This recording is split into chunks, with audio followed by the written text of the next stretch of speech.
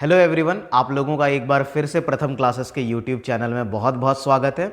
हम लोग जैसा कि पीवाईक्यू की सीरीज़ को कर रहे हैं, बिहार एसएससी के प्रीवियस ईयर की क्वेश्चंस को हम लोग डिस्कस कर रहे हैं। तो उसी का ये जो क्लास है, पीवाईक्यू का ही ये क्लास है। ठीक है, आज हम लोग अगेन फिर से जो है जनरल जो स्टडीज़ हैं यानी कि सामान्य अध्ययन है उसके 50 से 55 क्वेश्चंस को करेंगे। ये बिहार एसएससी का जो 9 है ना 12/2018 को आई थिंक एग्ज़ाम हुआ था, उस एग्ज़ाम का ये क्वेश्चन है। ठीक है, इसका जो पीडीएफ है वो आपको हमारे टेलीग्राम चैनल में मिल जाएगा, तो आप लोग टेलीग्राम चैनल को भी ज्वाइन कर लीजिए। बाकी क्लास को स्टार्ट करते, और अगर आप लोग चैनल पे नए हैं तो चैनल को लाइक शेयर कर दीजिए, है ना, और चैनल को सब्सक्राइब ज़रूर कर लीजिए, क्योंकि यहाँ पर बिहार एसएससी, बिहार दरोगा और बाकी जितने कॉम्पिटिटिव एग्जाम है, बैंक, एसएससी और रेलवेज, उन सब की प्रिपरेशन, सबकी क्लासेस होती हैं। चलिए बाकी क्लास को जल्दी से स्टार्ट करते हैं बिना किसी देरी के। तो हमारा पहला क्वेश्चन यहाँ पर आपका नंबर्स क्वेश्चन में मिसिंग है, तो नंबर से कोई परेशान नहीं होना है, एक एक क्वेश्चन करके हम लोग देखते हैं। तो पहला क्वेश्चन हमारा क्या है, किस राज्य में मिंधोला नदी बहती है। देखिए, मिंधोला नदी के जब हम लोग बात करते हैं तो ये गुजरात में बहती है। कहाँ पर बहती है? ये गुजरात में बहती है। तो इसका आंसर क्या हो जाएगा? तो मिंधोला नदी जो है वो गुजरात में बहती है। ये नदी जो है लगभग 105 किलोमीटर लंबा है ना, 105 किलोमीटर ये लंबी नदी है, और ये उन नदियों में से एक है जो अरब सागर में जाकर के मिलती है। तो आपको ये ध्यान में रखना है कि मिंधोला नदी कहाँ पर है, ये गुजरात में, गुजरात के पश्चिमी क्षेत्र में ये नदी बहती है। ठीक है, चलिए अगले प्रश्न की तरफ बढ़ते हैं। हमारा अगला सवाल क्या हो जाएगा? तो अगला सवाल देखते हैं हम लोग, है ना। अगला है कि राज्य भाषा कीर्ति अवार्ड से रिलेटेड है कि राजभाषा कीर्ति अवार्ड 2017 किसने जीता। देखिए, अगर राजभाषा कीर्ति अवार्ड की अगर बात करें तो ये दिया किसको जाता है? देखिए, ये हिंदी के क्षेत्र में, है ना, या हिंदी की कहिए प्रगति में, हिंदी के विकास में कार्य करने वाली जो संस्था है उन लोग को दी जाती है ये। और ये अवार्ड जो है वो दिया गया था जवाहरलाल नेहरू मंत्रालय को दिया गया था। किसको दिया गया था? ये 2000, चूंकि ये करंट अफेयर्स का क्वेश्चन है क्योंकि 2018 में एग्जाम हुआ था और 2017 के जो है इसमें बहुत सारे आपको करंट अफेयर्स के क्वेश्चन को देखना है। देखिए, करंट अफेयर्स के क्वेश्चन में सिर्फ आपको यह ध्यान रखना है कि किस टाइप के सवाल एग्जाम में पूछे जा रहे हैं, किस टॉपिक से, है ना, प्रीवियस ईयर क्वेश्चंस पूछे गए, तो आप उन टॉपिक्स को ध्यान से पढ़ रहे जरूर, है ना। तो जैसे अवार्ड का सेक्शन है, या फिर, है ना, बहुत सारे अवार्ड में बहुत सारे आप देखिए स्पोर्ट्स अवार्ड होता है, ये और भी जैसे संगीत नाटक अकादमी है, साहित्य अकादमी है, ज्ञानपीठ है ना, सरस्वती सम्मान, बिहार सम्मान, कई तरह के इस तरह के सम्मान हैं जो एग्जाम में आते हैं। तो आप ज़रूर उनको, स्पोर्ट्स से रिलेटेड तो सारे आते ही हैं, है ना। अभी वर्ल्ड कप हुआ है तो वहाँ से बहुत सारे क्वेश्चन होंगे, उससे पहले, है ना, एशियाई खेल हुआ है, तो बहुत सारे अवार्ड्स 2023 में हुए हैं जो आपसे एग्जाम में पूछे जाएंगे। आपसे 23 का पूछा जाएगा क्योंकि ऑलरेडी देखिए जो एग्जाम है आपका वो 24 में होने वाला है, तो आपके पास जो करंट अफेयर्स पूछे जाएंगे वो 23 के पूछे जाएंगे। तो 23 के सारे करंट अफेयर्स आपको प्रिपेयर कर लेने हैं, इंपॉर्टेंट। ठीक है, बुक्स, अवार्ड्स, बहुत ये सब चीज़ें, डेज, है ना। खैर चलिए, तो जवाहरलाल नेहरू मंत्रालय को ये दिया गया था। ठीक है, चलिए आगे बढ़ते हैं। तो अगला सवाल हमारा क्या हो जाएगा? क्वेश्चन नंबर 3 के अगर देखें तो क्या है कि आग्नेय चट्टान का उदाहरण है। देखिए, ये ज्योग्राफी का टॉपिक है और अक्सर जो है चट्टान या पत्थर, इस तरह की चीज़ों से क्वेश्चन पूछे जाते हैं कि ये चट्टान जो है वो कौन से प्रकार का है। मैं इसका आंसर और आपको डिटेल दोनों ही मैं बता दे रहा हूँ। ठीक है, देखिए इसका आंसर पहले क्या होगा ये हम लोग देख लेते हैं। तो आग्नेय चट्टान का जो उदाहरण है वो यहाँ पर कौन है? तो ये है आपका बेसाल्ट, है ना। बेसाल्ट आग्नेय चट्टान का उदाहरण है। जब हम चट्टानों की बात करते हैं तो देखिए इसको मेनली 3 कैटेगरी में डिवाइड किया गया है। कौन कौन सा? आग्नेय चट्टान, जिसको हम लोग प्राथमिक भी बोलते हैं, प्राथमिक चट्टान, रॉक भी बोलते हैं, है ना। वो आग्नेय प्राइमरी रॉक इसको बोलते हैं।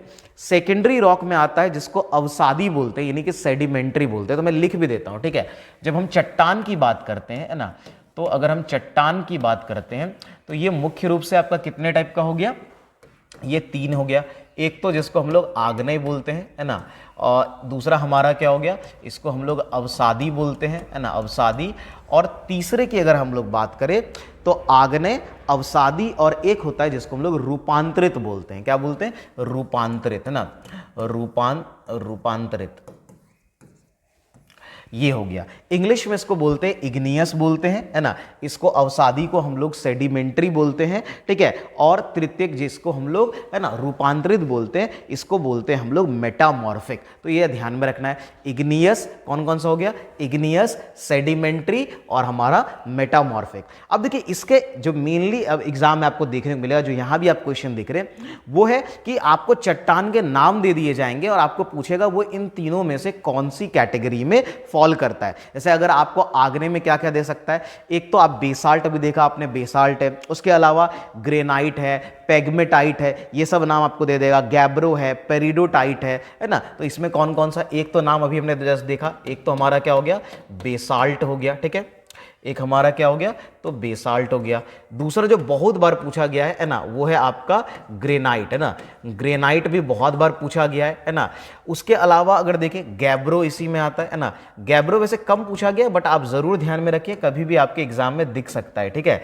तो उसके बाद हमारा हो गया है ना, सॉरी एक सेकेंड, गैब्रो का स्पेलिंग मैं ठीक कर देता हूं, है ना, गैब्रो, ठीक है।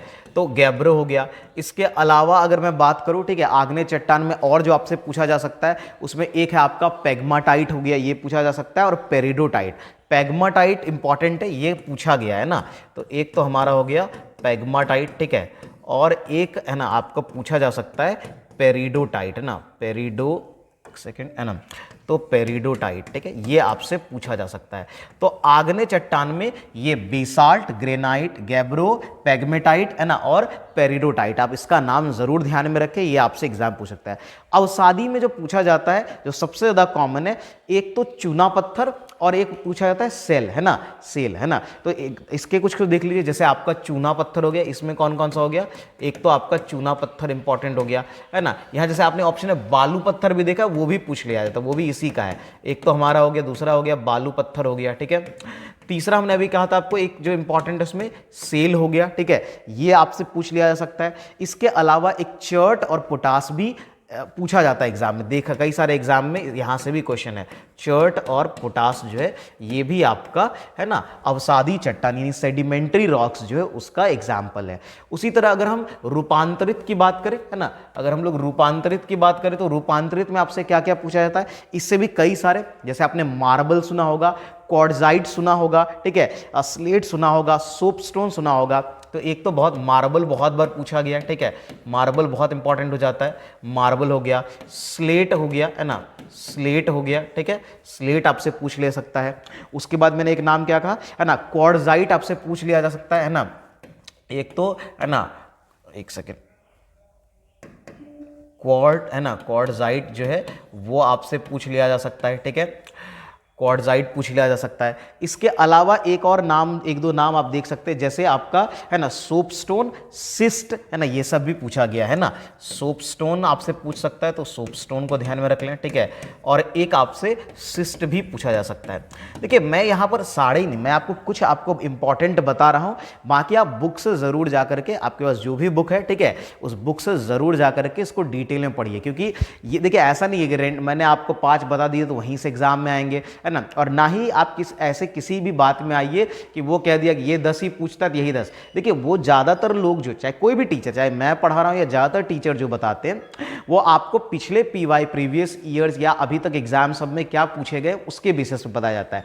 बट हर एग्जाम में, हर साल के एग्जाम में कुछ नए क्वेश्चंस भी होते हैं, और वो आप तभी आंसर कर पाएंगे अगर आपने बुक पढ़ा हुआ है, ठीक है, या आपने डिटेल्ड क्लास करी हुई चीज़ों की, ठीक है। तो आप डिटेल चीज़ों को ज़रूर पढ़िए।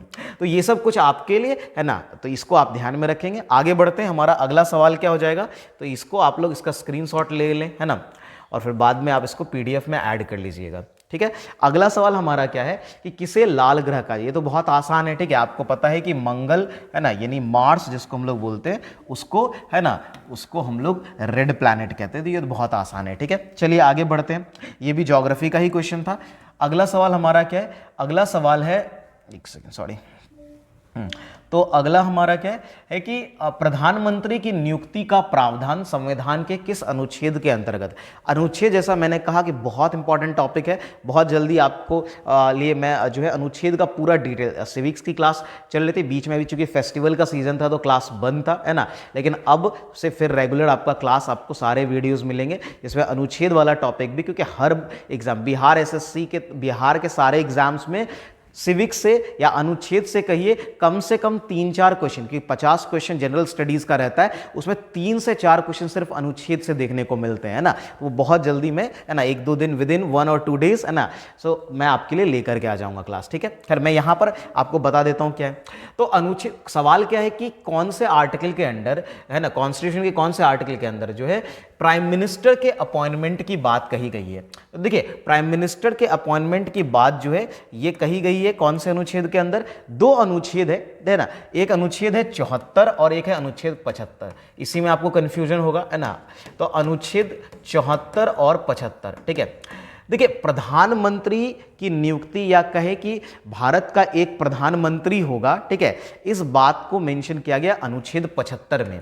तो इस क्वेश्चन का आंसर तो क्या हो जाएगा, अनुच्छेद आपका 75 हो जाएगा, है ना, अनुच्छेद 75 हो जाएगा।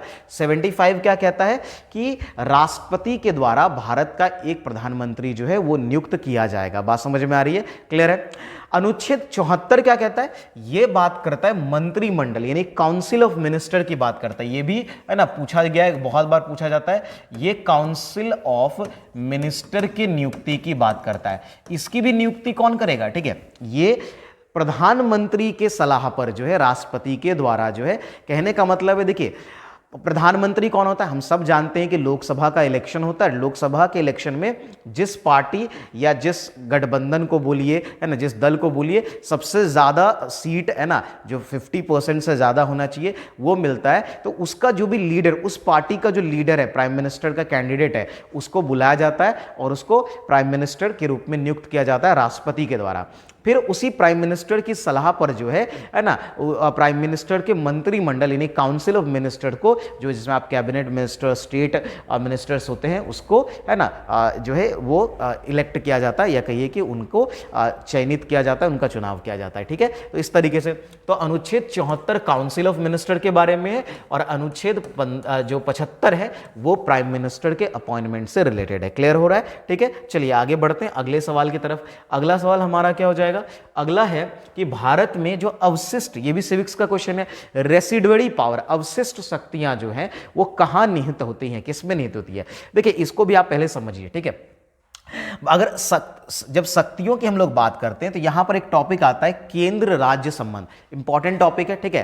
देखिए भारतीय संविधान का जो अनुसूची 7 है उसका अनुच्छेद 246 वो केंद्र और राज्य के बीच शक्ति के बंटवारे की बात करता है। तो टॉपिक यहां पर आपको क्या पढ़ना होता है, इसके अगर इस क्वेश्चन का आंसर करना है तो वह केंद्र राज्य, है ना, संबंध। तो केंद्र राज्य संबंध के जब बात करते हैं, इसमें ही एक टॉपिक है हमारा क्या, शक्ति का बंटवारा। क्या है हमारा, शक्ति का, है ना, विभाजन बोलिए, बंटवारा बोलिए, है ना।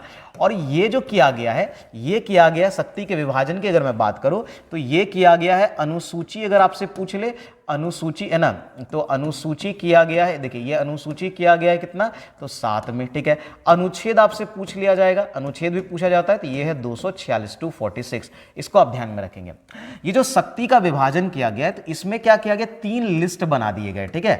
मतलब केंद्र के लिए अलग बना दिया गया, ये कहा गया कि केंद्र को अलग विषय दे दिया गया जिस पर केंद्र कानून बनाएगा, राज्य को अलग दे दिया गया, और कुछ ऐसे भी टॉपिक रखे गए जिसपे केंद्र और राज्य दोनों ही कानून बना सकता है। जो केंद्र, तो पहले को कहा गया केंद्र सूची, ठीक है, यूनियन लिस्ट जिसको इंग्लिश में हम लोग बोलते हैं केंद्र सूची, ठीक है। दूसरा हमारा क्या हो गया, राज्य सूची जिसको स्टेट लिस्ट बोलते हैं, है ना, राज्य सूची हो गया, स्टेट लिस्ट हो गया। तीसरा जो हमारा होता है उसको हम लोग बोलते हैं क्या, तो ये हो गया समवर्ती सूची, इसको हम लोग क्या बोलते हैं, कॉन्करेंट लिस्ट। इंग्लिश में जो लोग पढ़ते हैं वो लिख सकते हैं कॉन्करेंट लिस्ट।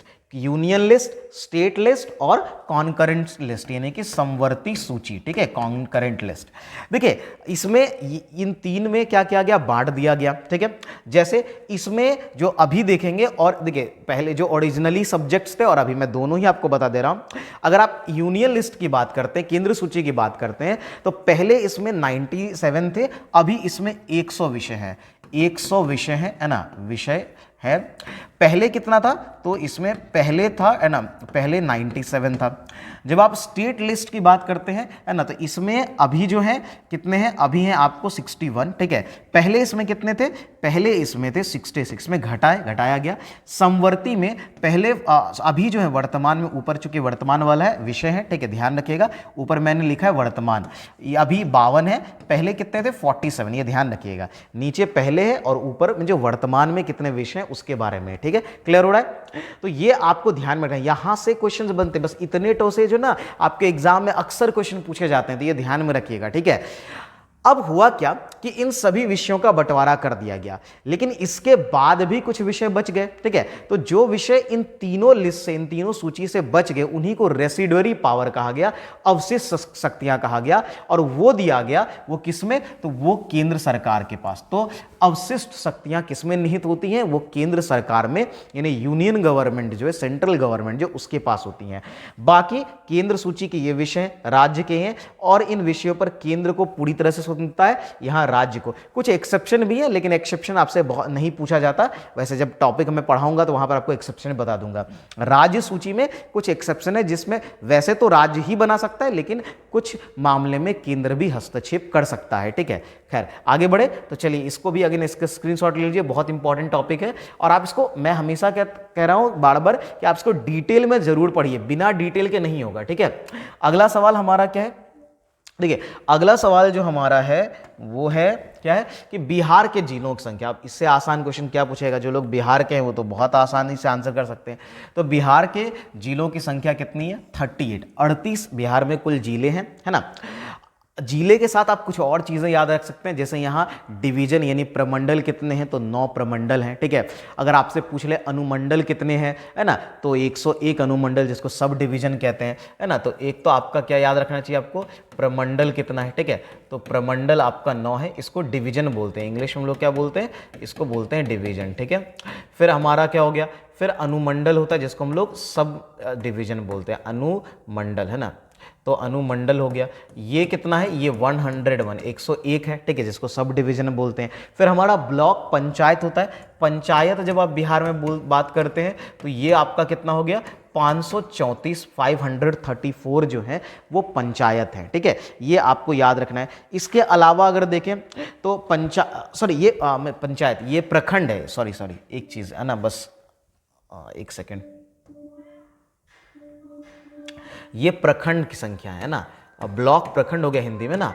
तो आपका प्रखंड कितना होगा, तो प्रखंड की जब हम लोग बात करते हैं, है ना, तो प्रखंड आपका देखने को कितना मिलेगा, देखिए प्रखंड आपको देखने को मिलेगा 534, है ना, 534 जो है वो आपको प्रखंड मिलेगा। बात समझ में आ रही है, क्लियर हो रहा है। इसके अलावा और भी, जैसे आप कितने नगर पंचायत की अगर मैं बात करूं, पंचायत भी आया था, तो पंचायत की अगर मैं बात करूं तो वो आपका कितना है, देखिए पंचायत, ये डेटा बहुत जगह अलग अलग डेटा है, ठीक, कहीं 8471 है, कहीं कुछ है, लेकिन जो बिहार का जो वेबसाइट, जो बिहार गवर्नमेंट का वेबसाइट है, वहां पर 8405 ही मेंशन है, ठीक है।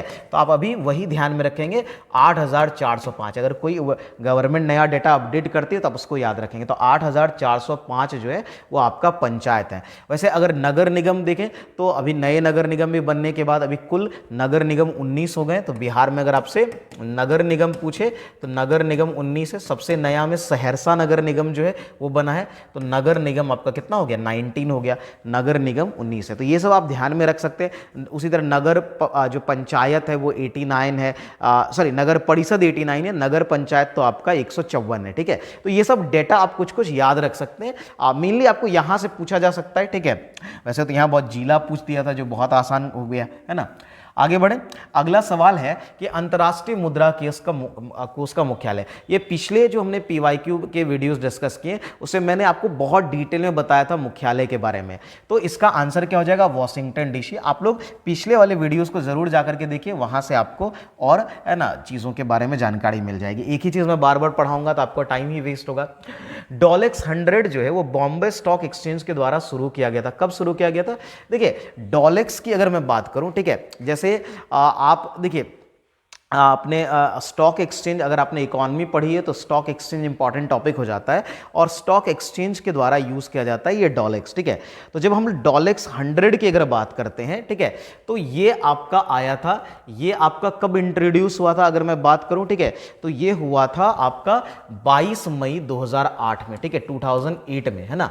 तो 22 मई 2008 को ये इंट्रोड्यूस हुआ था डॉलेक्स, ठीक है, तो इसको आप ध्यान में रखेंगे। आगे बढ़ते हैं, ये इकोनॉमी का टॉपिक है, इसको भी आपको अलग से पढ़ना पड़ेगा, ठीक है। स्टॉक एक्सचेंज के बारे में कुछ कुछ पॉइंट्स इंपॉर्टेंट होते हैं। वर्ष 2017 में विश्व का सर्वश्रेष्ठ एयरपोर्ट किसे आंका गया था? अगेन ये करंट अफेयर्स का क्वेश्चन है, आप इसको स्किप कर सकते हैं, बट ध्यान ये रहे कि आपको ये जरूर दिमाग में लेके चलना है कि क्या पूछा गया है प्रीवियस ईयर में, कि किस तरह के जो इंडेक्स पूछे गए, तो जैसे एयरपोर्ट इंडेक्स से रिलेटेड क्वेश्चन पूछ लिया गया, तो ये आपको ध्यान में रखना है। अगर वर्तमान, आपको प्रीवियस याद नहीं रखना, प्रीवियस वैसे उस साल मुंबई को बनाया गया था, लेकिन मुंबई का रैंक पिछड़ गया। अभी जो है कई सालों से, ठीक है, इधर के कुछ सालों से नई दिल्ली जो है, जो इंदिरा गांधी एयरपोर्ट है, वो पहले स्थान पर है भारत में। तो आपको अभी ये इंदिरा गांधी वाला याद रखना है, नई दिल्ली का याद रखना है, ठीक है, आपको पुराने याद नहीं रखने हैं। चलिए आगे बढ़े। कह रहा है कि कटंगा पठार में मुख्य रूप से क्या पाया जाता है ना। कटांगा प्लेट्यू, देखो ये आपको कहां देखने को मिलेगा, पहले ये देख लीजिए, ये आपको मिलेगा कॉन्गो, है ना, कॉन्गो जो अफ्रीका में है, ठीक है, जिसको डेमोक्रेटिक रिपब्लिक ऑफ कॉन्गो कहते हैं, डीआरसी कहते हैं, ठीक है। तो ये आपको वहां मिले, या कॉन्गो गणराज्य भी हम उसको बोल रहे हैं। तो कॉन्गो गणराज्य जो कि मिडिल अफ्रीका एक तरह से कह सकते हैं, वहां पर मिलता है। ये बहुत सारे मिनरल्स के लिए, अफ्रीका तो वैसे भी मिनरल्स के लिए फेमस है, ये क्षेत्र मेनली हीरा, है ना, हीरा के अलावा तांबा के लिए बहुत फेमस है। तांबा तो ऑप्शन में है नहीं, तो आप हीरा यहां पर मार सकते हैं, ठीक है, हीरा इसका आंसर हो जाएगा। तो हीरा, तांबा, ये थोड़ा बहुत जिंक के लिए भी फेमस है, बट हीरा तांबा उसमें ऊपर है, ठीक है। तो चलिए आगे बढ़ते हैं, अगले सवाल की तरफ देखते हैं। अगला हमारा क्या हो जाएगा, अगला जो हमारा अगला सवाल है वो क्या है, वो है कि किसे वर्ष 2016 का एपीजे अब्दुल कलाम पुरस्कार दिया गया था, ठीक है। देखिए एपीजे अब्दुल कलाम पुरस्कार जो है ये कौन देता है, पहले ये समझ लीजिए। देखिए एपीजे अब्दुल कलाम पुरस्कार की शुरुआत जो है वो 2015 से की गई, है ना, 2015 से ये की गई। तमिलनाडु गवर्नमेंट के द्वारा ये दिया जाता है। तो सबसे पहले तो ये देखिए इसके बारे में क्या है कि 2015 में ये शुरू हुआ। कौन देता है, तो तमिलनाडु जो गवर्नमेंट है ना, तमिलनाडु गवर्नमेंट के द्वारा ये दिया जाता है। हर साल 15 अगस्त को दिया जाता है, 15 अगस्त को ये अवार्ड दिया जाता है। लास्ट टाइम 2016 में, वैसे लास्ट 2019 में दिया गया, उसके बाद नहीं दिया गया, लेकिन 2016 का यहाँ पूछा है। तो देखिए उसमें एक्चुअली नाम यहाँ थोड़ा सा गड़बड़ है, ठीक है। उसका नाम था, देखिए उनका नाम था PNM सनमुगम, बेसिकली नाम था। वो जो है एक साइंटिस्ट थे, है ना, लेदर इंडस्ट्री से रिलेटेड साइंटिस्ट थे, है ना। तो P सनमुगम उनका नाम था, P सनमुगम, है ना, सनमुगम नाम था, ठीक है। तो ये ध्यान रखेंगे, P सनमुगम एक्चुअली उनका नाम था, नाम यहाँ गलत है, ठीक है। क्लियर है। आगे बढ़े, अगले सवाल की तरफ बढ़ते हैं। हमारा अगला सवाल क्या हो जाएगा, तो क्वेश्चन आगे देखते हैं। तो हमारा हो जाएगा कि किस पंचवर्षीय योजना का मुख्य उद्देश्य समानता के साथ वृद्धि एवं न्यायपूर्ण वितरण था। देखिए पंचवर्षीय योजना से आप जानते हैं कि अक्सर ही एग्जाम में क्वेश्चन, मैंने ऑलरेडी पंचवर्षीय योजना को डिटेल में पढ़ाया है। जिन लोगों ने अभी तक वीडियो नहीं देखा है आप जरूर जाकर के देखिए, वहां से मैंने एक चीज कहा है कि पंचवर्षीय योजना, करेंसी, ये सब ऐसा टॉपिक है कि आपके एग्जाम में क्वेश्चन आने ही आने हैं, कोई नहीं काट सकता, ठीक है। आर्टिकल्स हैं, पढ़ के जाइए, वहां से कोई सोचने की बात नहीं है, क्वेश्चन आएंगे ही। तो यहां पर क्या पूछा है कि समानता के साथ वृद्धि एवं न्यायपूर्ण वितरण, तो ये नवी पंचवर्षीय योजना जो है वो उसका था, ठीक है। आप देखेंगे वहां पर सबको मैंने लिख दिया, सबके बारे में कि सबका किसका क्या थीम था। नवी पंचवर्षीय योजना का पीरियड क्या रहा था, ये रहा था 1997 से लेकर के 2002 तक ये पीरियड रहा था, ठीक है। ये बेसिकली अगर आप देखें तो ये वो टाइम था जब अटल बिहारी वाजपेयी जो है वो प्रधानमंत्री थे देश के, ठीक है, उनके समय में ये लाया गया था। और ये ध्यान रखना है, वैसे मैंने वीडियोस में ऑलरेडी सारे डिटेल दिए, आप जरूर पहले वहां जाके देखिए, ठीक है। तो समानता के साथ वृद्धि एवं न्यायपूर्ण वितरण 9वीं पंचवर्षीय योजना का पार्ट था, ठीक है। आगे बढ़े, अगला सवाल हमारा क्या हो जाएगा। तो अगला सवाल है कि गदर पार्टी की स्थापना, ये तो क्लास 10th में भी इसके बारे में 10th के इतिहास के बुक में भी आपको मिल जाएगा। गदर पार्टी की स्थापना कब हुई थी, तो 1913 में लाला हरदयाल के द्वारा की गई थी। किन्होंने की थी, तो लाला हरदयाल के द्वारा जो है ना, लाला हरदयाल है ना, सॉरी एक सेकेंड, तो लाला हरदयाल जो है उनके द्वारा की गई थी, है ना, गदर पार्टी की स्थापना 1913 में। तो बहुत बेसिक क्वेश्चन है ना, हिस्ट्री जिन लोगों ने पढ़ा है वो बहुत आसानी से, आपने नहीं पढ़ा होगा तो आपको दिक्कत होगी, अदरवाइज ये हिस्ट्री का बहुत कॉमन क्वेश्चन है, ठीक है।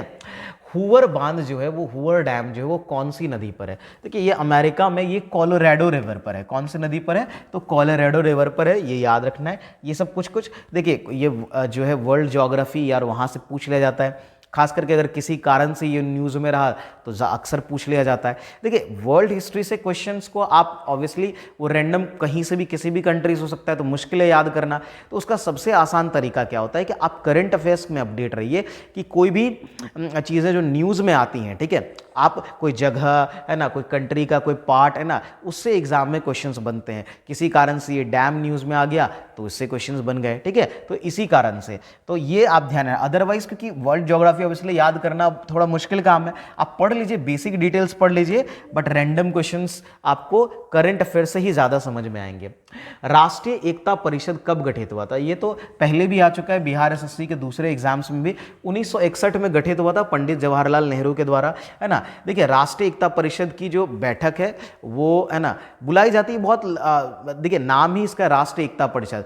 कुछ ऐसे टॉपिक होते हैं, जैसे अगर आप देखें लास्ट जो है राम मंदिर को लेकर के जो राष्ट्रीय एकता परिषद उसकी बैठक बुलाई गई थी, ठीक है, 2019 के पास में, ठीक है। तो उससे पहले 2013 में भी बुलाई गई थी।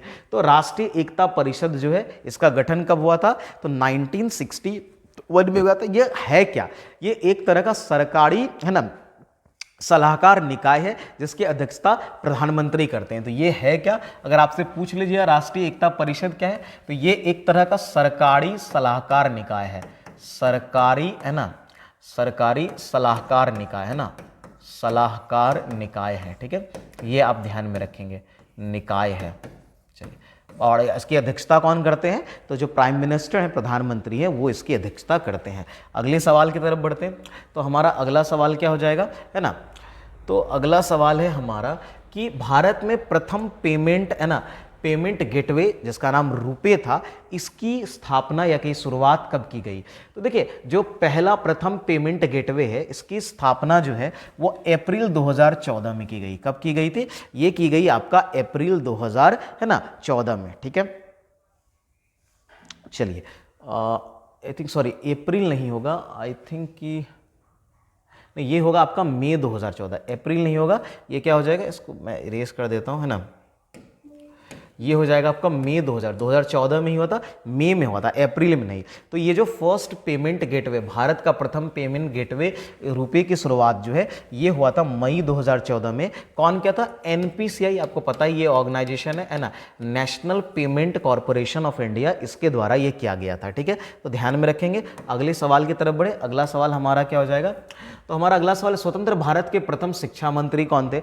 ये अक्सर इस तरह के क्वेश्चन बनते हैं कि स्वतंत्र भारत के पहले है ना वित्त मंत्री कौन थे, प्रधानमंत्री कौन थे। प्रधानमंत्री तो थोड़ा आसान होता है ना, स्वास्थ्य मंत्री कौन थे, है ना, उसके अलावा जो है रक्षा मंत्री कौन थे, ये सब सवाल पूछा जाता है।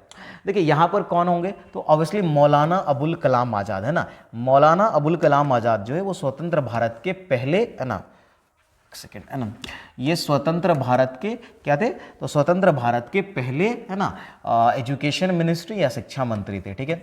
बाकी ऑप्शन से देखें, जैसे सी राजा गोपालचारी के बारे में आप जानते हैं कि ये स्वतंत्र भारत के पहले भारतीय गवर्नर जनरल थे। तो इसको आप ध्यान में रखेंगे, कौन है, स्वतंत्र भारत के यानी इंडिपेंडेंट इंडिया के पहले भारतीय गवर्नर जनरल थे कौन? सी राजगोपालाचारी।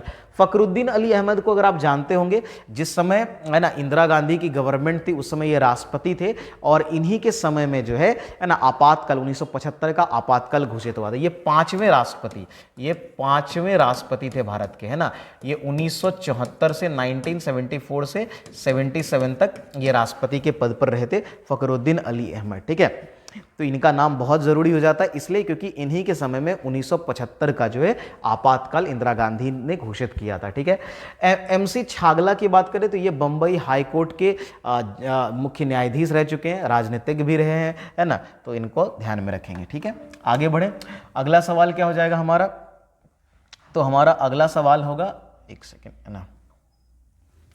तो अगला सवाल है, भारत में शून्यकाल की शुरुआत कब हुई, है ना।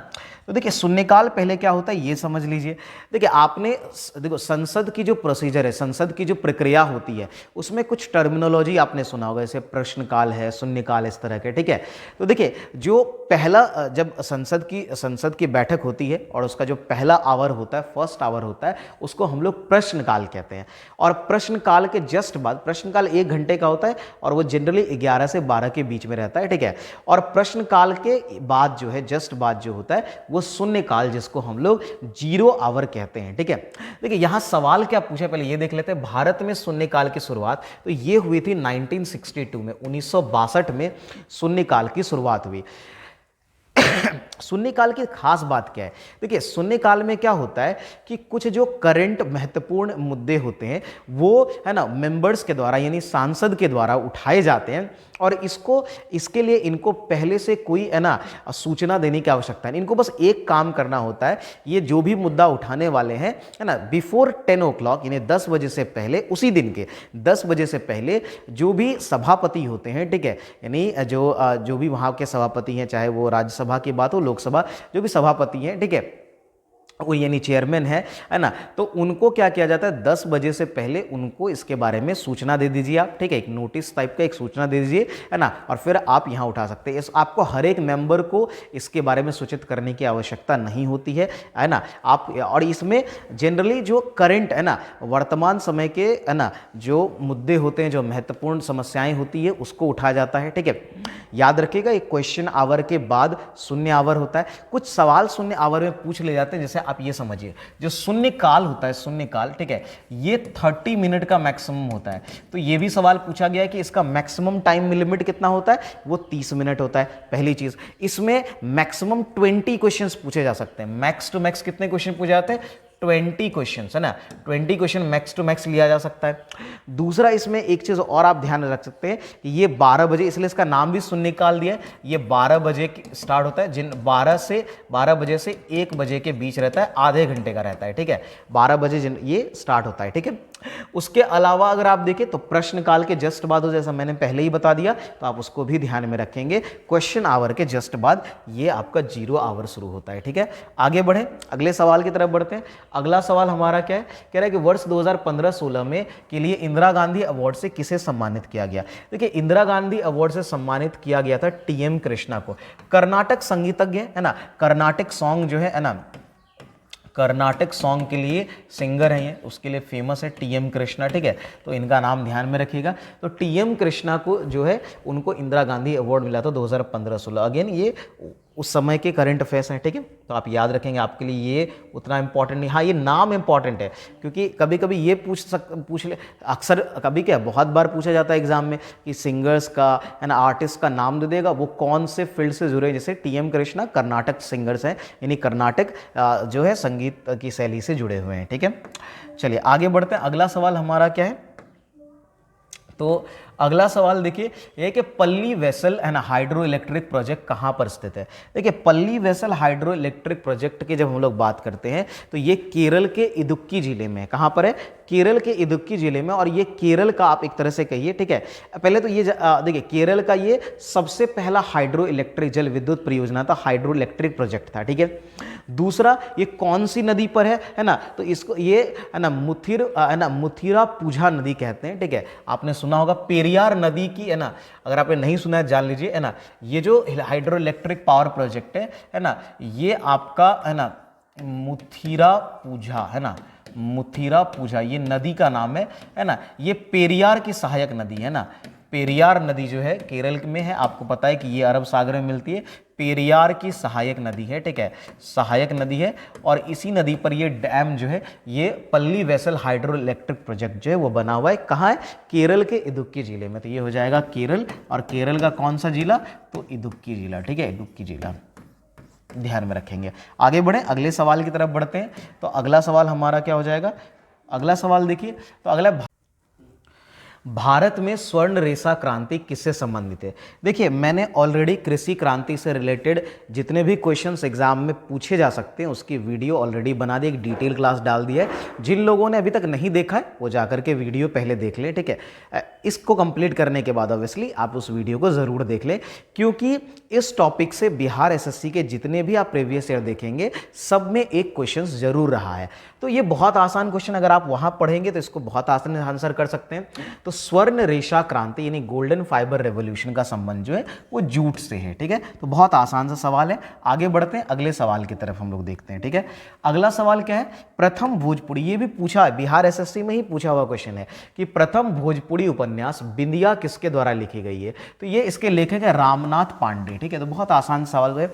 आपने अगर PYQ करा है तो ये सब आप बहुत आसानी से, पीछे का आपने अगर क्लास किया हुआ है तो ये बहुत आसानी से आंसर कर सकते हैं। तो अगले सवाल की तरफ बढ़ते हैं। तो पहला उपन्यास नाम याद रखिएगा और राइटर को याद रखिएगा। कोरिंगा मैंग्रोव कहाँ है? देखिए, कोरिंगा मैंग्रोव स्थल जो है, बेसिकली अगर मैं कोरिंगा मैंग्रोव की बात करूं तो ये कृष्णा और गोदावरी के बीच में, कौन सा? तो गोदावरी और कृष्णा जो रिवर है ना, गोदावरी और कृष्णा का जो डेल्टा वाला क्षेत्र है, कृष्णा का जो डेल्टा वाला क्षेत्र है वो उसके बीच में है, ठीक है। उसको वहाँ पर ये आपको कोरिंगा मैंग्रोव दे, आपने मैंग्रोव फॉरेस्ट का नाम सुना होगा, है ना। तो मैंग्रोव फॉरेस्ट जो आप आपने देखा होगा कि जब नदी क्या होता है समंदर में मिलती है तो जो तटीय क्षेत्र होता है उसका, वहाँ पर वो डेल्टास का निर्माण करती हैं और वहीं पर आपको मैंग्रोव वन देखने को मिलता है। और इंटरेस्टिंगली दुनिया में सबसे बड़ा मैंग्रोव जो वन है ना, फॉरेस्ट है, वो हमारे यहाँ पश्चिम बंगाल यानी कि सुंदरवन फॉरेस्ट जो है वो है, ठीक है। आप जानते भी होंगे सुंदरवन के बारे में। तो कोरिंगा मैंग्रोव जो, मैंग्रोव से एक और क्वेश्चन बिहार एसएससी में पीछे भी पूछा गया, यानी मैंग्रोव से क्वेश्चंस आ रहे हैं एग्जाम में, कई बार आए हैं, ठीक है। तो गोदावरी कृष्णा के बीच कोरिंगा मैंग्रोव है। और ये क्षेत्र कहाँ पड़ता है? स्टेट अगर आपसे पूछे तो आंध्र प्रदेश।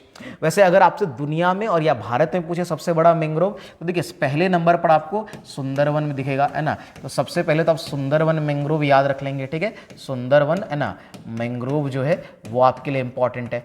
उसके बाद जो इंपॉर्टेंट है, सुंदरवन के बाद देखें तो आपका उड़ीसा में है भीतरकनिका, है ना।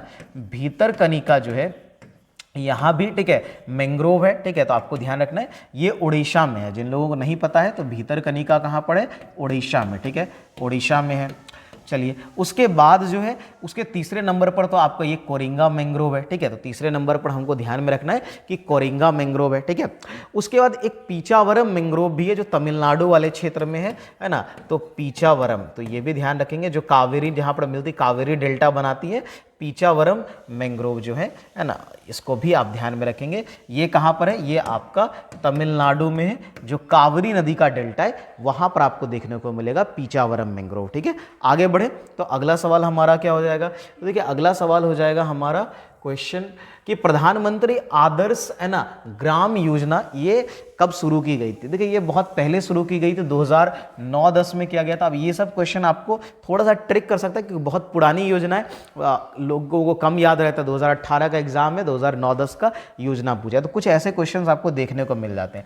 बट अगर आपको नहीं है तो ऐसे क्वेश्चन स्किप किए जा सकते हैं, बहुत कम लोग इसका आंसर कर पाएंगे, ठीक है, बहुत कम, क्योंकि इतना लंबा गैप वाला। देखिए कुछ ऐसी योजनाएं जो बहुत ज़्यादा प्रसिद्ध हैं तो आप उनको रख सकते हैं, लेकिन ये 10-20 साल पुरानी योजनाएं थोड़ी कम याद रहती हैं, ठीक है, तो उससे आपको परेशान नहीं होना है।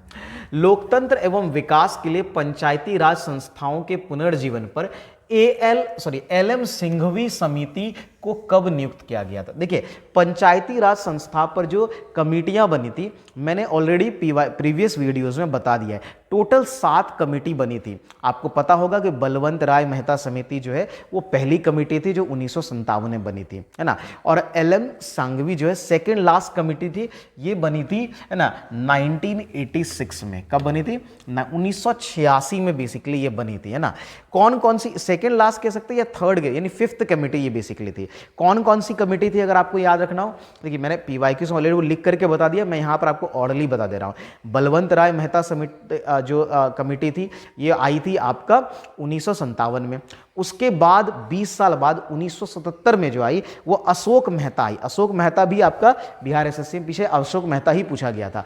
अशोक मेहता कमेटी आई। फिर आपका 1982 में हनुमंथा राव कमेटी आई। फिर GVK राव कमेटी आई 1985 में। फिर 1986 में पांचवा जो आपका आया LM सिंघवी कमेटी आया। फिर आपका अगर छठे कमेटी की बात करें PK थुंगन कमेटी आया 1988 में, और 1988 में ही VN गाडगिल कमेटी आई। तो ये आपका 7 जो है कमेटी है जिससे आपको एग्जाम में क्वेश्चन देखने को मिलेंगे। आप देख ही रहे, पीछे वीडियोस में आया था, इस वीडियो में भी आप देख रहे हैं ऐसे क्वेश्चन, ठीक है। तो इसको आप जरूर याद रख लीजिए। और बाकी आप पंचायती राज व्यवस्था के बारे में तो वो आपको डिटेल पढ़ना होगा कि बिहार के एग्जाम में सबसे ज्यादा क्वेश्चन पूछे जाते हैं पंचायती राज से। अनुच्छेद अनुच्छेद आ गया। अनुच्छेद से जैसा मैंने कहा, हर पेपर में आप बिहार SSC, बिहार दरोगा, BPSC जिसके भी एग्जाम के आप कर रहे हैं, बिहार के अगर आप किसी एग्जाम की तैयारी कर रहे हैं तो आप सिविक्स को अच्छे से प्रिपेयर करिए। उसमें सिर्फ अनुच्छेद आपका 4-5 नंबर आपको दे सकते हैं, यानी 4-5 क्वेश्चन बेसिकली आप आराम से सही कर पाएंगे, है ना। खैर, तो भारतीय संविधान में कौन सा चुनाव आयोग की बात करें, बहुत आसान, चुनाव से रिलेटेड मेन एक ही अनुच्छेद है 324, ठीक है। आप 324 को याद करके जाइए, है ना। चुनाव आयोग का संबंध किससे है? तो आइए संविधान का अनुच्छेद 324। आगे बढ़ते हैं। नूबियन मरुस्थल कहाँ है? देखिए, नूबियन मरुस्थल आप जानते होंगे आपने, है ना। लाल सागर देखा होगा, अगर आपने वर्ल्ड मैप देखा होगा तो लाल सागर और इधर जो नील नदी है उसके बीच में सूडान का जो क्षेत्र पड़ता है वहीं पर यह है नूबियन मरुस्थल। तो ये कहां पर है? ये सूडान में है, ठीक है। और ये नूबियन मरुस्थल कहां किसके बीच है? तो ये आपका एक साइड आपका हो गया लाल सागर, है ना, लाल सागर, आप मैप में इसको जरूर देख लीजिएगा। और दूसरी तरफ आपका क्या हो गया? नील नदी जो है आपका, नाइल जिसको बोलते हैं, नील नदी। इन दोनों के बीच में जो सूडान का ये क्षेत्र है ना, जिसको हम लोग नूबियन मरुस्थल बोलते हैं। तो याद रहेगा, है ना, मरुस्थल से भी सवाल बनते हैं एग्जाम में, ठीक है। चलिए आगे है the ministry of utmost happiness. इस राइटर को के लगभग बहुत सारे बुक्स जो हैं वो इंपॉर्टेंट है। इनका सबसे ज़्यादा पूछा गया है गॉड्स ऑफ स्मॉल थिंग, है ना। आपको नाम पता ही है, अरुंधति रॉय। अरुंधति रॉय की जो किताब है ना, उसी की किताब है the ministry of utmost happiness. अगर इनकी कोई भी नई किताब आई तो उसको ज़रूर याद कर लीजिए, और कुछ पुरानी किताबों को भी आपको ध्यान में रखना है, ठीक है। सबसे ज़्यादा जो the God of small thing जो है वो सबसे ज़्यादा पूछी गई किताब है। आगे बढ़े, है ना। चलिए हम लोग डिटेल क्लास भी देखेंगे इस टॉपिक का, कि हम लोग कुछ जो बुक्स एग्जाम में पूछे जाते हैं जो करंट नहीं है, करंट तो आपको करंट अफेयर्स में मिल ही जाएगा, लेकिन जो आपको पुराने किताबें हैं, बुक्स हैं राइटर से, उनको पूछा जाता है। उनमें मैंने आपको एक टॉपिक ऑलरेडी मैंने शॉर्ट्स में भी और लॉन्ग वीडियोस में भी ये बता दिया है, ठीक है, कि जो आपका बुकर प्राइज, मान बुकर प्राइज वाला, ठीक है, तो उसमें जो अवार्ड्स, जो बुक्स आए हैं और जिन लोगों को भारतीयों का अवार्ड मिला है वो जरूर याद रखें, वहां से क्वेश्चन बनते हैं। अगला सवाल क्या है? बहुत आसान सा सवाल है। सवाल यह है कि भारतीय स्वतंत्रता संघर्ष के समय कांग्रेस का शैशव काल, यानी कि इन्फेंसी पीरियड जो है कांग्रेस का, तो इन्फेंसी कब होता है? जब उसका जन्म होता है। तो ऑब्वियसली 1885 में, आपको पता है 28 दिसंबर 1885 को कांग्रेस बनी थी, है ना। तो इसी से शुरुआत हुई होगी। तो देखिए यहां पर कौन सा ऑप्शन होगा? और उसके बाद 1885 से देखिए ये होगा 1905, ठीक है, क्योंकि 1905 में बंगाल विभाजन हुआ और उसके बाद तो कांग्रेस बहुत वो मैच्योर्ड कह सकते हैं वे में वो काम कर रही थी। तो उसका शैशव काल जो है 1885 से 1905 का रहा। तो ये बहुत आसान सा क्वेश्चन है, आप इसको याद रखें। बाकी कांग्रेस के अध्यक्ष के बारे में आपको क्वेश्चन अक्सर देखने को मिलेगा, है ना, तो इसको ध्यान में रखेंगे। आगे सवाल क्या है? आगे है राष्ट्रीय ग्रामीण स्वास्थ्य बीमा मिशन, इसकी शुरुआत कब हुई थी? देखिए राष्ट्रीय, है ना, जब हम इसकी शुरुआत की अगर बात करते हैं तो ये हमारा कब हुआ था? नेशनल रूरल हेल्थ मिशन, ठीक है। एक सेकंड मैं क्वेश्चन देख लूं, है ना। हाँ ठीक है, चलिए, तो ये शुरू हुआ था, ठीक है। अगर मैं इसकी बात करूं तो ये कब शुरू हुआ था, ये आपका शुरू हुआ था अप्रैल 2005 में, है ना, अप्रैल 2005 में, ठीक है। इसको आप ध्यान में रखेंगे। तो राष्ट्रीय हमारा ग्रामीण स्वास्थ्य मिशन जो है बहुत पुराना, आगे नहीं, ये भी है आपका अप्रैल 2005 में ये शुरू हुआ था, ध्यान में रखेंगे। देखिए स्कीम, जितने भी गवर्नमेंट स्कीम है ना, वो अक्सर पूछे जाते हैं। अभी आपको खास करके 2014 और उसके बाद के जितने स्कीम्स हैं वो सारे इंपॉर्टेंट हैं आपके लिए, तो आप उन स्कीम्स को पढ़िए 2014 और उसके बाद का। उसके पहले के कुछ एक इंपॉर्टेंट है जो आपको ऑब्वियसली बहुत सारे मैं भी पढ़ा दूंगा और भी टीचर्स पढ़ा रहे हैं, ठीक है, आप वहां से भी देख सकते हैं, ठीक है। तो खैर चलिए, तो आगे बढ़ते हैं। तो ये हमारा हो गया, ठीक है। अगला सवाल क्या है, industrial scientific India private limited का मुख्यालय कहां पर है? ये तो नवी मुंबई में। कहां पर है? देखिए जो आपका ये है आपका, है ना, ये आपका कहां पर है? नवी मुंबई। तो इंडस्ट्रियल साइंटिफिक इंडिया जब हम लोग करते हैं, सोसाइटी की बात करते हैं, तो इसका मुख्यालय आपको कहां मिल जाएगा? ये मिल जाएगा आपको नवी मुंबई में। आगे बढ़े, अगले प्रश्न की तरफ बढ़ते हैं। हमारा अगला सवाल क्या हो जाएगा? तो अगला क्वेश्चन है कि सॉरी तो हमारा अगला सवाल है कि किस संवैधानिक संशोधन द्वारा 2026 तक लोकसभा के सीटों को पुनर्निर्माण पर प्रतिबंध लगा दिया गया? यानी कि लोकसभा के सीटों को बेसिकली फ्रीज कर दिया गया है। यानी 2026 अभी जो लोकसभा जितनी सीटें 2026 तक वैसी ही रहेंगी, उसमें कोई बदलाव नहीं आएगा, उसमें बढ़ोतरी या घटने की कोई संभावना नहीं, मतलब कोई नहीं है। ये हुआ था बेसिकली। देखिए यहाँ पर थोड़ा सा मिसप्रिंट हुआ है, यहाँ पर 88वां लिखा जाएगा, यहाँ पर 82वां लिखा जाएगा और ये होगा 84वां। एक्चुअली ये 84वां है ना, जो 84वां संविधान संशोधन था जो 2001 में हुआ था, 2001 में हुआ था, ठीक है। तो इसके द्वारा क्या किया गया, इस संशोधन के द्वारा जो है लोकसभा की सीटों को क्या कर दिया गया? फ्रीज कर दिया गया। बात समझ में आ रही है? उसको फिक्स कर दिया गया। कोई दिक्कत होगा? ठीक है। अच्छा एक चीज़ ये आप लोग शायद आप लोगों को पता भी होगा, ठीक है, कि जो वर्तमान में जो लोकसभा की सीटें हैं, ठीक है, उसका जो बेसिस लिया गया, कौन से ईयर की जनसंख्या को लिया गया है, मतलब कौन से सेंसस को लिया है, कौन सी जनगणना को, तो वो है 1971। ये बहुत पुरानी जनगणना के आधार पर है। 1971 की जो जनगणना थी, ठीक है, जनगणना, उसके आधार पर जो है ये आपका जनगणना, ठीक है, उसके आधार पर आपका लोकसभा सीटों का वितरण किया गया है, ठीक है। तो बहुत पुरानी है ना, अभी ये फ्रीज है, आगे बदलाव जरूर इसमें होगा, ठीक है। चलिए आगे बढ़ते हैं। तो अगला सवाल क्या है हमारा, जालियांवाला बाग हत्याकांड कब हुआ था, है ना, कि घटना कब घटी थी। अच्छा इसमें तो डेट थोड़ा गड़बड़ कर दी है, इसको आप 13 अप्रैल कर लीजिए, 13 अप्रैल। और आपको पता है यही बहुत इंपॉर्टेंट इवेंट है ना, एग्जाम में से अगर क्वेश्चन पूछ रहा है और तो आपको आंसर करके ही आना चाहिए, क्योंकि ये बहुत कॉमन क्लास है ना, 5, 6, 7 सब से 5 के बुक में है। बाकी आपका 10th बिहार बोर्ड से अगर आप पढ़े 10th के बुक में मिलेगा, आपने CBSE से पढ़ा है वहाँ पर भी आपको मिल जाएगा। और ऑब्वियसली अगर आप प्रिपरेशन कर रहे हैं तो ये टॉपिक तो आपने अवश्य पढ़ा होगा, ठीक है। चलिए मैं उसकी ज़्यादा बात नहीं करूँगा। समाज में धन के वितरण की असमानता को कम करने में कौन सा कर सहायक होगा, कौन सा टैक्स, ठीक है, ये अच्छा क्वेश्चन है। देखिए प्रगतिशील टैक्स है, प्रतिगामी है, अधोगामी है, अनुपातिक है, ठीक है। देखिए ये जो है, ठीक है, कह रहा है कि पहले मैं आपको बताता हूं इसका आंसर क्या होगा। आंसर मैं पहले बताऊं फिर समझाता हूं। देखिए प्रगतिशील टैक्स जो है, कर जो है, इसका आंसर होगा। अब क्यों होगा ये बताइए। देखिए प्रगतिशील टैक्स क्या होता है बेसिकली, प्रगतिशील इसको हम लोग इंग्लिश में बोलते हैं प्रोग्रेसिव टैक्स। इसको हम लोग क्या बोलते हैं, इसको हम लोग बोलते हैं प्रोग्रेसिव टैक्स, ठीक है, प्रोग्रेसिव टैक्स। बात समझ में आ रही है? क्या होता है प्रोग्रेसिव टैक्स? देखिए प्रोग्रेसिव टैक्स का कॉन्सेप्ट सिंपल है ना, कि जिसकी जितनी आय होगी उसके हिसाब से उसको टैक्स देना। यानी अगर आपकी इनकम ज़्यादा है तो आपका टैक्स भी ज़्यादा देना होगा, अगर आपकी आय कम है तो आपको टैक्स भी कम देना होगा। ये प्रोग्रेसिव टैक्स है। और ये जो प्रतिगामी, इसको रिग्रेसिव बोलते हैं, इसका जस्ट उल्टा है। यानी कि यहाँ उल्टा होता है कि जितनी ज़्यादा आय है उतना कम आप टैक्स पे कर रहे हैं। पहले यही होता था।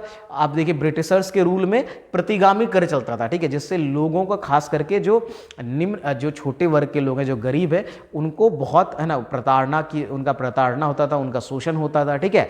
लेकिन बाद में है ना हमारी जो देश है वो अब प्रगतिशील कर पर फोकस करती है, जहां पर आय के हिसाब से आपका जितना ज़्यादा आय है आपको उतना ज़्यादा टैक्स पे करना पड़ेगा, ठीक है। और ये टैक्स जो है वो धन के वितरण की असमानता को कम कर सकता है। तो आपको ध्यान में रखना है ये प्रगतिशील टैक्स यानी कि प्रोग्रेसिव टैक्स, इसका आंसर हो जाएगा। आगे बढ़े। अगला सवाल हमारा क्या है, अखिल भारतीय बैडमिंटन एसोसिएशन का प्रथम लाइफ टाइम अचीवमेंट अवार्ड किसे सम्मानित किया गया? तो ये बहुत फेमस बैडमिंटन प्लेयर है, इनका नाम आपने सुना होगा, शायद प्रकाश पादुकोण, इनको ये अवार्ड मिला था। तो ये बस आपको याद रख लेना है, ठीक है। आगे बढ़ते हैं, है ना, ये अवार्ड से रिलेटेड क्वेश्चन, तो वो आपको करंट अफेयर्स का इंपॉर्टेंट है। इनमें से कौन सी कंपनी नवरत्न कंपनी में शामिल है? देखिए, महारत्न कंपनी, नवरत्न, पीछे भी वीडियो महारत्न कंपनी से क्वेश्चन आया था, तो महारत्न और नवरत्न आपको याद नहीं रखने, आप सिर्फ महारत्न याद रखिए, क्योंकि देखिए यहां पर जिन लोगों को महारत्न याद है वो आसानी से आंसर कर देगा। कैसे? ओएनजीसी महारत्न कंपनी है, एनटीपीसी महारत्न कंपनी है, और सेल जो है ये भी महारत्न है। यहाँ नवरत्न पूछा तो ऑब्वियसली एमटीएनएल जो है वो आपका नवरत्न कंपनी हो जाएगा। तो बहुत आसान तरीका इसको आंसर करने का वो है कि आप महारत्न कंपनी को याद कर लीजिए। कितने महारत्न कंपनी है वर्तमान में? तो अभी 13 महारत्न कंपनियां हैं, ठीक है। चलिए, हिंदी उपन्यास राग दरबारी जो है इसके लेखक कौन है? देखिए, इसके लेखक है श्रीलाल शुक्ल, ठीक है। राग दरबारी जो है ये एक तरह का व्यंग रचना है, ठीक है।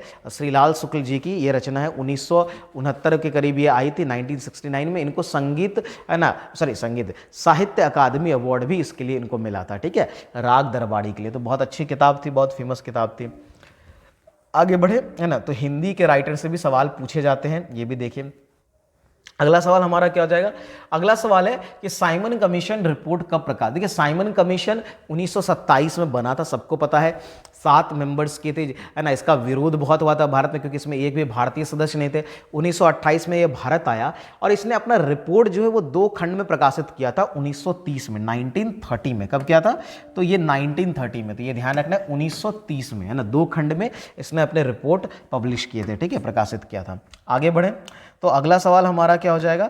तो अगला सवाल हमारा है ना, कि बिहार में चौकीदारी कर न देने का अभियान कब शुरू किया गया?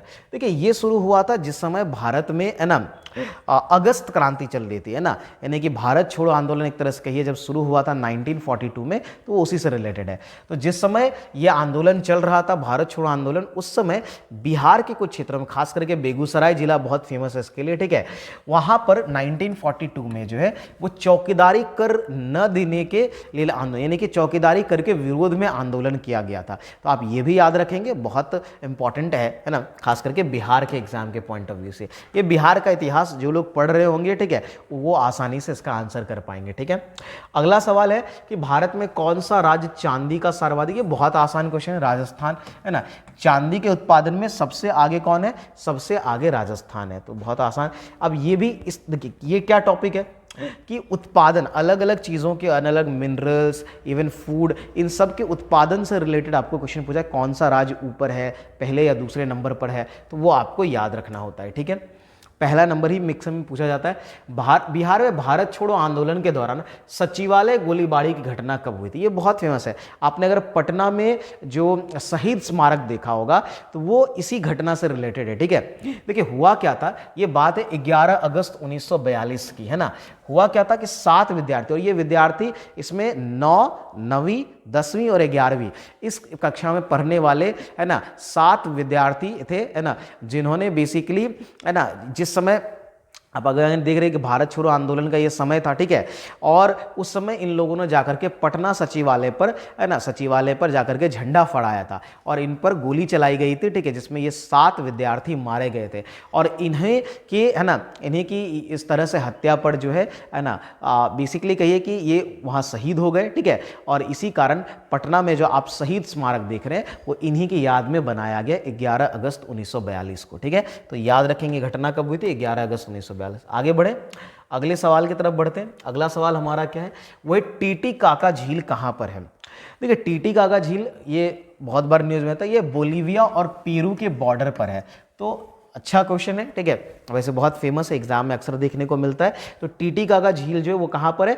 बोलीविया एवं पेरू के बीच में है, ठीक है, उसके बॉर्डर पर, याद रखिएगा, ठीक है। आगे बढ़े, भारतीय संविधान का अगेन अनुच्छेद देखिए कि किस अनुच्छेद में राज्य वित्त आयोग, है ना, यानी स्टेट फाइनेंस कमीशन जो है उसके बारे में। देखिए, जब आप स्टेट फाइनेंस कमीशन की बात करते हैं तो ये आपका हो जाएगा कौन से में, ठीक है। तो स्टेट, जब हम लोग स्टेट फाइनेंस कमीशन की अगर बात करेंगे तो ये अनुच्छेद हो जाता है 243I, ठीक है। देखिए, स्टेट फाइनेंस कमीशन के बारे में क्या है कि जो गवर्नर है, ठीक है, जो राज्यपाल है, ठीक है, वो क्या करेंगे, 5 साल के लिए एक राज्य वित्त आयोग का गठन करते हैं, ठीक है, उसमें मैक्सिमम 4 मेंबर होते हैं, ठीक है। तो उसका गठन अनुच्छेद 243 आई के तहत किया जाता है, ये आपको याद रख लेना है, ठीक है। चलिए आगे बढ़ते हैं। आगे क्या है, जुलाई 2017 में 22वां एशियाई एथलेटिक्स चैंपियनशिप कहाँ संपन्न हुआ था, ये हुआ था उड़ीसा के भुवनेश्वर में, और भारत पहले पायदान पर था इसमें। लेकिन अगेन ये 2017 का, अभी आप एशियाई खेल आपको पता है अभी हाल फिलहाल में हुआ है, तो आपको वो याद रखना है, ठीक है। चलिए, द कोलिशन ईयर्स किसके द्वारा लिखा गया, ये किताब कई बार पूछी गई, ये किताब जरूर आप याद रखें, मस्ट है ना, प्रणब मुखर्जी, बहुत अच्छी किताब है, ठीक है। द कोलिशन ईयर्स जो है हमारे राष्ट्रपति रह चुके हैं प्रणब मुखर्जी। आप लोग बताएंगे कि ये कितने नंबर के, कौन से नंबर के राष्ट्रपति थे प्रणब मुखर्जी, ठीक है, आप लोग कमेंट में बताइएगा। तो प्रणब मुखर्जी जो है उन्होंने ये द कोलिशन ईयर्स लिखा था, ये किताब लिखी थी, एग्जाम में पूछे जाते हैं अक्सर। आगे क्या है, आगे भारतीय राष्ट्रीय कांग्रेस के दूसरे अध्यक्ष कौन थे, पहले अध्यक्ष कौन थे ये आप लोग कमेंट में बताइए, दूसरे तो मैं आपको बता ही रहा हूं। दूसरे अध्यक्ष थे हमारा दादा भाई नेहरू वह 3 बार अध्यक्ष बन चुके हैं। दूसरे अध्यक्ष बने, इसका मतलब देखिए पहले 1885 में बने थे, तो दूसरे 1886 में बने, फिर ये एक बार और 1893 में बने, और फिर एक बार ये 1906 में बने, ठीक है। इसमें से देखिए ये दोनों जो है ये कोलकाता सेशन था, ये कहाँ हुआ था, ये कलकत्ता सेशन था, तो कलकत्ता सेशन के बने थे। और ये 1893 ये लाहौर में हुआ था, है ना, तो लाहौर में, तो ये ध्यान रखिएगा। मैंने कहा भी था कांग्रेस सेशन से आपसे क्वेश्चन पूछा जा सकता है, तो आप इसको ध्यान में रखिए। आगे बढ़े, अगला सवाल हमारा क्या है, जरा देखें। तो अगला सवाल है एजेंडा 21 का संबंध किससे है। आपने इसका नाम सुना भी होगा, आपने पृथ्वी सम्मेलन या अर्थ समिट का नाम सुना होगा, जो रियो डी जेनेरो में 1992 में आयोजित किया गया था, और वहीं पर एजेंडा 21 तैयार किया गया था, ठीक है। आप लोग एजेंडा 21 को डिटेल में पढ़िए, या जितने भी इन्वायरमेंट से रिलेटेड है ना, जितने भी सम्मेलन है उसको जरूर याद करिए, ठीक है। वो आपके एग्जाम में पेरिस है ना, क्योटो प्रोटोकॉल सब है, बहुत सारे हैं जो आपको याद रखने होंगे, ठीक है। यहाँ सारा आप देख रहे हैं, क्योटो है ना, नुसा दुआ शिखर है, कोपेनहेगन है, पेरिस है, ठीक है, ये सब आपके लिए इंपॉर्टेंट है, इसको जरूर आप पढ़िए, ठीक है। आगे बढ़े, है ना, उसका डेट भी पूछ लिया जाता है, और अगर वहाँ पर कोई अगर मान लीजिए कि कोई शुरू भी किया गया है ना, कोई योजना चलाई गई है, जैसे एजेंडा 21 है या SDG गोल्स हैं, वो सब इंपॉर्टेंट है। पुरुष एकल फ्रेंच ओपन 2017 आपको नया याद रखना है, पुराना इसका आंसर राफेल नडाल है, लेकिन आपको अभी वर्तमान का, इस साल सारे टूर्नामेंट्स हो गए टेनिस के, तो उसको आप याद रखिए, है ना, आपको इसको ज़रूरी नहीं, ये बस करंट अफेयर्स। हाँ, टेनिस टूर्नामेंट से एग्जाम में क्वेश्चंस बनते ही बनते, आप ज़रूर याद करके जाइए। अगला सवाल हमारा क्या है, अगला सवाल है बिहार में प्रसिद्ध मंदागिरी मंदिर कहाँ पर है, ये तो बांका में, ठीक है। तो मंदागिरी टेम्पल कहाँ पर है, बांका जिला में, बिहार के, ठीक है। याद रखिए, जो लोग बिहार के हैं वो बहुत आसानी से आंसर कर सकते हैं, और जो लोग नहीं हैं बिहार के बारे में ज़रूर पढ़िए फिर, ठीक है। आप बिहार के हैं तब भी मैं कहूँगा आप बिहार के बारे में पढ़िए, क्योंकि बहुत चीज़ें हमें पता नहीं रहती हैं, है ना, और वो एग्जाम में आ जाते हैं, तो ये ज़रूर याद कर लीजिए। कौन सा एक व्यावसायिक संगठन है, देखिए अगर जो लोग यहाँ पर थोड़ा फुल फॉर्म जानते होंगे तो वो आसानी से बताएंगे, है ना, वो है एसोचैम। एसोचैम का नाम ही है, अगर आप इसका एसोचैम का फुल फॉर्म देखेंगे तो आप वहीं से आइडेंटिफाई कर लेंगे, ठीक है, कि ये एक क्या है, वाणिज्यिक कंपनी है। एसोचैम का फुल फॉर्म क्या है, उसकी अगर बात करें तो द एसोसिएटेड, है ना, associated chamber of commerce and industry, कि the associated chamber of commerce and industry, इसकी स्थापना 1920 में हुई थी, ठीक है, ये ध्यान में रखेंगे। तो अब इसका आंसर क्या हो जाएगा, एसोचैम, क्या हो जाएगा, एसोचैम, याद रहेगा, इसको याद कर लीजिए, ठीक है। आगे बढ़ते हैं, तो अगला सवाल हमारा क्या है, अगला सवाल है ना, कि हडसन जल संधि, ये कई बार एग्जाम में पूछा गया है। जल संधि तो वैसे अक्सर ही पूछे जाते हैं, तो जितने भी पूरे विश्व में जल संधि हैं वो आपको याद होने चाहिए। हडसन जल संधि, ये हडसन की खाड़ी और जो तो ये हडसन की खाड़ी और किसको जोड़ता है, तो हडसन की खाड़ी एंड लेब्राडोर सागर जो है उसको जोड़ती है, ठीक है, ये जोड़ती है किसको, तो हडसन की खाड़ी और लेब्राडोर सागर जो है उसको जोड़ती है। तो जितने भी आपको जल संधियां हैं वो इंपॉर्टेंट हो जाता है, ठीक है, वो आप उसको जरूर याद रखें, ठीक है। आगे बढ़े अगले सवाल की तरफ। अगला सवाल हमारा क्या है, अगला सवाल है भारत में कौन सा राज्य वर्ष 2015-16 में आम के उत्पादन में सर्वोच्च स्थान पर था, ठीक है। इसका आंसर आप लोग करेंगे, इसका आंसर मैं नहीं करूंगा, ये आंसर आप लोग करेंगे, है ना, ये बहुत आसान सा क्वेश्चन है। चलिए आगे बढ़ते हैं अगले सवाल की तरफ। अगला सवाल हमारा क्या है ना, अगला सवाल है सूरीनाम की राजधानी क्या है। अगर आपने, मैंने आपको कई बार कहा, आप स्टेट मतलब कंट्री कैपिटल करेंसी ये तो याद कर ही लीजिए, है ना, क्योंकि आपको यहाँ से एक क्वेश्चन मिलना ही, एक क्या एक से ज़्यादा, ये करंट ये राजधानी से है, आपको करेंसी से भी मिल जाएगा, लेकिन कि राजधानी करेंसी दोनों से एक एक क्वेश्चन आपको एग्जाम में मिल जाएगा आपके पेपर में। तो ये पारामारिबो है ना, या पारामेरिबो लिखा जाता है, ठीक है, ये सूरीनाम की राजधानी है, ठीक है। आगे बढ़ते हैं, तो आगे हमारा अगला क्वेश्चन, अच्छा आप लोग ये बताइएगा कमेंट में कि सूरीनाम जो है वो कौन से महादेश में पड़ता है, यानी कौन से कॉन्टिनेंट का पार्ट है सूरीनाम, ठीक है। आगे बढ़े, यक्षगान लोक नृत्य का संबंध जो है वो कौन से राज्य से, ये तो बहुत फेमस है, आपको पता है कि कर्नाटक से है ना यक्षगान का संबंध है, ठीक है। आगे देखते हैं आगे क्या है, तो आगे हमारा, चलिए आज का क्लास इतना ही, यानी कि इतने ही क्वेश्चन से हमने टोटल 55 क्वेश्चंस जो हैं वो यहाँ पर डिस्कस कर लिए हैं, ठीक है। ये सारे ही क्वेश्चंस दो तरीके से आपके लिए इंपॉर्टेंट है। पहला देखिए, यहाँ से आपको रिपीटेड क्वेश्चंस भी एग्जाम में पूछा जाता है। दूसरा, आप यहाँ से क्वेश्चन के पैटर्न को समझ सकते हैं कि क्या आपसे एग्जाम में पूछा जा सकता है इस बार के, ठीक है, क्योंकि बिहार एसएससी ऑब्वियसली बहुत पहले हुआ था, है ना। देखिए यहाँ बिहार एसएससी में, Bihar SSC inter level, Bihar SSC CGL दोनों के पीवाईक्यूज, मैं तो आपको कहूँगा कि बिहार दरोगा और बिहार बीपीएससी और बिहार टीचर, इन सब के भी पीवाईक्यूज आप जरूर करके जाए। वो वैसे आप अगर क्लास से जुड़े रहिएगा, आप इस चैनल से जुड़े हैं, तो वो सारे ही पीवाईक्यूज एक एक करके आपको मिल जाएंगे। आप धैर्य करके आप पढ़ाई करिए, बाकी बेसिक बुक को पढ़िए। मैं बहुत बार ये चीज़ दोहरा रहा हूँ, ठीक है, कि बेसिक बुक मैंने कई बार ये मेंशन किया है। देखिए जो 2-3 बेसिक बुक्स हैं आप वो ज़रूर पढ़िए, ठीक है। सबसे पहले जो आपका बेसिक, अगर आपको नहीं समझ में आ रहा है ना, कोई भी आप है ना माध्यम के, तो आप 2 बुक में से कोई एक आप प्रेफर कर सकते हैं। एक तो आपका जो लूसेंट की बुक है, ये हमेशा ही है ना एक अच्छी बुक रही है, खास करके बिहार के एग्जाम के लिए तो अच्छी ही रही है, ठीक है। लूसेंट की किताब आप इसको पढ़ सकते हैं, थोड़ा ज़्यादा यहाँ डिटेलिंग रहता है, ठीक है। अगर आप लूसेंट नहीं पढ़ना चाह रहे तो एक किताब मनोहर पांडे की आती है, ठीक है, वो थोड़ा शॉर्ट रहता है ना, मनोहर पांडे, आप उसकी भी किताब पढ़ सकते हैं। तो इसको, ये दोनों में से कोई भी किताब मैं आपको कहूँगा कि आप डिटेल में पढ़िए, है ना। अगर आप और डिटेल चाहते हैं तो आप एनसीईआरटी के बुक को क्लास 6 to 12 पढ़िए, लेकिन वो थोड़ा ज़्यादा हेक्टिक हो जाता है। तो बेहतर है कि ये जो आपका प्रिसाइज बुक है, ठीक है, जो ब्रीफ करके अच्छे से दिया हुआ है, या तो लूसेंट या मनोहर पांडे। देखिए लूसेंट भी अगर आप पढ़े तो मैं आपको ये सजेस्ट करूंगा कि पहले आप इसका डिटेल वाली बुक पढ़ें, एक डिटेल की बुक आती है, ठीक है, और दूसरा जो है वो आपका रहता है जो आपका क्वेश्चन वाला है ना, यानी कि एमसीक्यू वाली बुक आती है, दोनों बुक को पढ़ें। इसके अलावा बिहार की कोई ना कोई बुक जो है, ठीक है, वो ज़रूर पढ़ें, बिहार का हिस्ट्री, बिहार का ज्योग्राफी, उन सबसे, क्योंकि उससे आपको क्वेश्चन देखने को मिलेगा। अब बाकी आप एक साइंस की बुक, वैसे आपका यहाँ से भी साइंस कवर हो जाएगा, लेकिन आप कोई भी साइंस की भी अच्छी बुक आप खरीद सकते हैं, है ना, आप उससे पढ़ सकते हैं। तो बेसिक बुक्स को ज़रूर पढ़िए, तभी आप ये एग्ज़ाम क्वालिफाई कर पाएंगे। पीवाईक्यूज आपको हेल्प करेगा, है ना, पीवाईक्यूज आपके प्रिपरेशन में कंट्रीब्यूट करेगा, बट ऐसा नहीं कि सारे पीवाईक्यूज ही पूछे जाएंगे, है ना। ऑब्वियसली कुछ एक्स्ट्रा क्वेश्चंस पूछे जाएंगे जो प्रीवियस ईयर नहीं पूछे गए, और वो आप डिटेल बुक से पढ़ सकते हैं। बाकी क्लास से जुड़े रहिए, है ना, चैनल को सब्सक्राइब जरूर कर लीजिए अगर नहीं किया है आपने, और अगर है ना वीडियो आपको अच्छा लगा हो तो लाइक कर दीजिए, शेयर कर दीजिए अपने दोस्तों के बीच जो लोग तैयारी कर रहे हैं, ठीक है। आज के लिए इतना ही, धन्यवाद, है ना, क्लास में बने रहिए।